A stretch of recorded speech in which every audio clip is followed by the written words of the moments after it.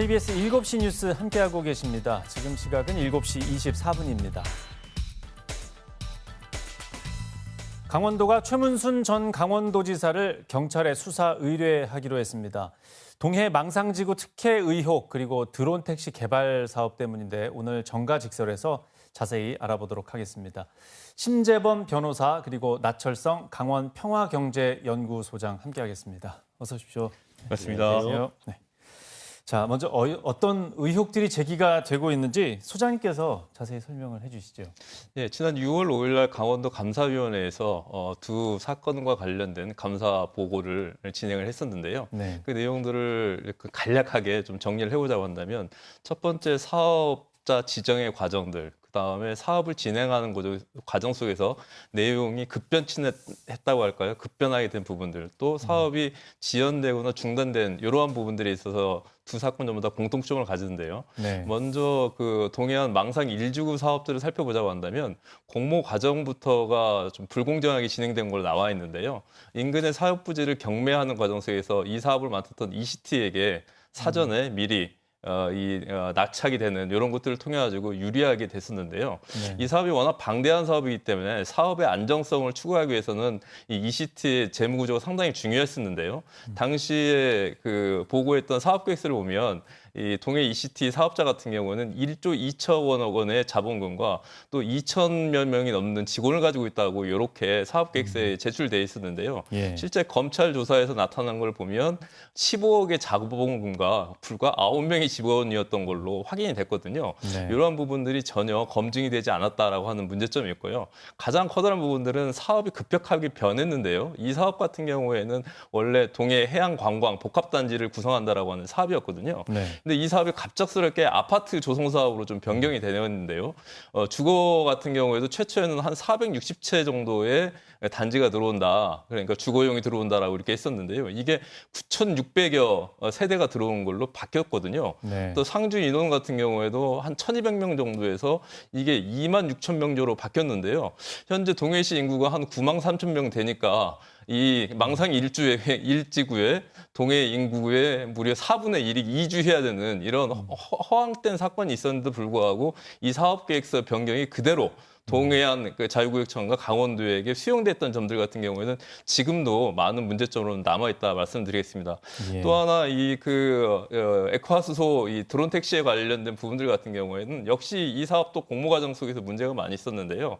도 감사위원회 자료를 본다고 한다면은 이 그 사업이 공모하기 전에 이미 사업 구상 단계부터 이 사업자가 지정이 돼가지고 사업이 진행이 됐던 부분들이고 이 사업이 이제 액화수소 관련된 드론택시라고 하는 신기술이거든요. 네. 그렇기 때문에 가져야 될 공정 자체가 과학심의위원회랄지 아니면 동의회의 상임위원회 동의 절차가 필요한데 이런 것들이 진행되지 않았던 부분들이고 가장 커다란 문제는 뭐냐고 한다면 이 사업이 액화수소를 이용해가지고 드론택시를 띄운다라고 하는데 가장 메리트가 있었던 것들인데 네. 이 사업이 갑자기 액화수소가 아니라 리튬이온 그러니까 전기차 배터리 정도로 이게 바뀌게 되는 거거든요.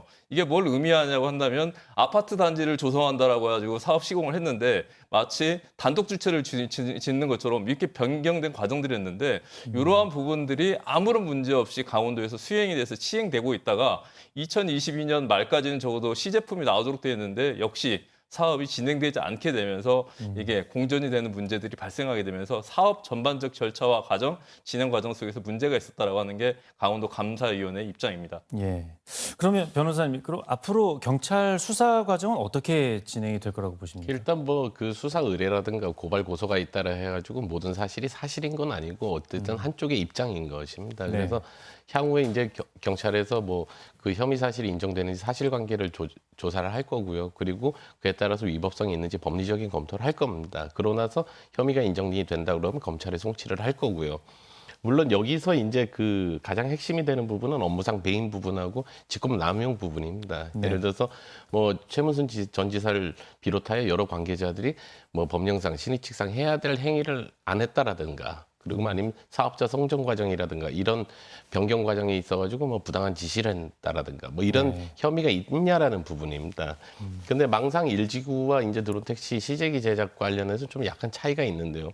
망상 1지구 같은 경우는 핵심이 무자격한 그러니까 자격 미달의 이제 사업자가 선정되는데 어떤 관계되지 않는가라는 부분 그리고 네. 아까 말씀하셨듯이 그 개발 계획이 변경 승인되는 과정에 있어가지고 어떤 부당한 지시가 있지 않았는가라는 부분이 핵심입니다. 따라서 사실관계를 정하는 데 있어가지고는 큰 어려움이 없어 보입니다. 그리고 반면에 이제 그 드론 택시 시제기 사업 같은 경우에는 출발 자체가 이 사업 자체가 적정한가라는 부분입니다. 따라서 어떤 부정한 의도라든가 이런 부분을 파악을 해야 되는 부분이기 때문에 망상 1지구보다는 수사 진행을 하는데 좀 어려움이 있지 않겠는가 그런 예상이 됩니다. 예. 이 최문순 전 지사에 대한 수사 의뢰가 지금 뭐 약간 정치 쟁점이 되지 않습니까? 그 부분이 더 커지고 있는데 이 진상 확인인지 아니면 뭐 정치 보복인지 좀 따져봐야 되는데 이런 정치적인 측면에서 분위기는 어떻게 보고 계신가요? 그러니까 만약 이 사안 자체가 뭐 결과에 따라서 특정 정파에 유리하거나 현 지사한테 어떤 유리하거나 불리하거나 이런 사안이라면 그리고 어떤 강원특별자치도 도민들의 어떤 관심이 집중이 된 사안이라면 물론 정치 보복이니 뭐 이런 식으로 말을 할 수가 있겠는데 사실 그런 사안이 아닙니다. 따라서 정치 보복으로는 보이지가 않고요. 그냥 수사를 해서 이게 CCBB를 가려서 혐의가 있으면 처벌을 받으면 되는 거고 혐의가 없으면 그에 따른 뭐 이 감사위원회 이런 조사했던 부분들 부적정성을 다투면 되는 부분입니다. 따라서 네. 정치 보복으로는 볼 수가 없고요. 다만 이 부분에 있어가지고 각 정파가 정략적으로 접근을 한다면 도민들의 혼란이 초래될 수 있다는 부분을 좀 유념을 했으면 좋겠고요.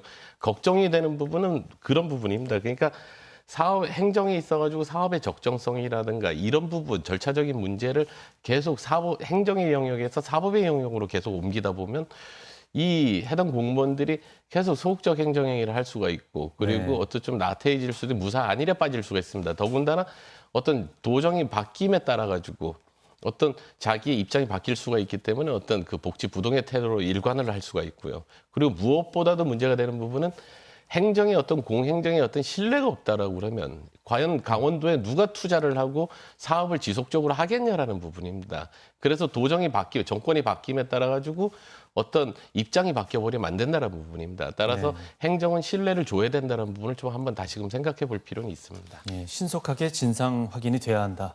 네, 이렇게 보시는데 소장님께서는 이 상황을 어떻게 보십니까? 6월 5일 날 강원도 감사위원회 발표가 난 이후에 그날 바로 최문순 지사의 입장문이 나왔고 그 다음 날 강원도당의 입장이 나왔어요. 망신주기식 고발이다. 네. 그다음에 기우제식 감사다라고 하는 부분들로 나와 있는데 근데 핵심은 그게 아닌 것 같습니다. 최문순 도지사하고 민주당 강원도당에서 분명히 답해야 될 부분들은 제가 앞에서 언급했던 부분들. 사업이 갑자기 급변치막이 됐거든요. 이건 대장동 사업보다 더 심한 부분들인데요. 아파트 460여 채가 들어온다고 그러는데 어떻게 9,600여 채로 급격하게 바뀌었는가. 만약에 이 사업이 시행됐다고 한다면 사업주 같은 경우는 어마어마한 천문학적 수익을 얻었을 텐데 이러한 과정들에 있어서의 합리적 행정 절차가 밟아졌는가라고 하는 부분들이고요. 네. 드론 택시 같은 경우에도 이 액화수소하고 리튬이온 같은 경우는 천양지 차이거든요. 현재 드론 같은 경우에도 날릴 수 있는 채공 시간이 10분에서 30분인데 액화수소로 바뀌게 될 경우에는 12시간 정도로 날릴 수 있는 부분들이기 때문에 엄청난 차이가 있군요. 네, 엄청난 차이가 있기 때문에 제목 자체도 액화수소였는데요. 이러한 과정들이 왜 어떠한 사유로 가지고 급변치나게 됐는가라고 하는 부분들에서 명료하게 최문순 지사와 전직 행정부가 답을 해야 도민들은 납득할 수 있는 부분들이 되지 않을까라고 하는 그런 말씀을 좀 드리고 싶습니다. 예. 이 수사 결과가 빨리 나올까요? 파장은 어떻게 보십니까? 이게 쉽지는 않을 것 같은데요. 현재 알펜시아 레고랜드 같은 경우에도 최문순 지사는 현재 수사 선상에 올라와 있고 또 압수수색도 지금 경험했던 부분들인데요. 이 건 역시도 앞선 사건들이 현재 진척도가 매우 늦기 때문에 좀 기다려봐야 될 것 같은데요. 네. 관심이 되는 부분들은 내년 총선과 맞물려 가지고 수사 진척 여도가 어떻게 될지에 따라서 정치권에도 상당한 영향권을 미칠 것 같다라고 하는 판단을 해봅니다. 예, 총선이 얼마 남지 않았다는 얘기에 약간 정치쟁점으로 흘러갈 것 같다는 생각도 듭니다. 변호사님께서도 신속한 수사 결과가 나와야 된다고 말씀하셨는데 앞으로 어떻게 예상을 하십니까?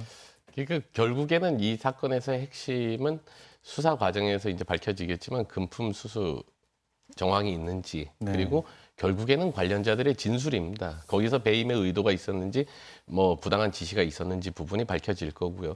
뭐 강원도도 마찬가지고 주민들도 마찬가지고 다 좀 사안 자체를 좀 냉정하게 볼 필요가 있습니다. 그러니까 당장 이제 그 수사 의뢰가 있다라고 해가지고 혐의가 인정되는 건 아니고 그리고 수사 의뢰가 있다라고 해서 뭐 정치 보복 운운하는 거는 상당히 부적절한 표현이고요. 따라서 네. 좀 냉정하게 어쨌든 무죄 추정의 원칙이라는 부분이 있고 절차라는 부분이 있기 때문에 좀 냉정하게 수사 결과와 또 그 이어질 재판 결과까지 기다려볼 필요가 있어 보입니다. 예. 이게 정치적인 문제가 아니라면 신뢰할 만한 수사 결과가 신속하게 나와야 되겠습니다. 네, 오늘 두 분 말씀 잘 들었습니다.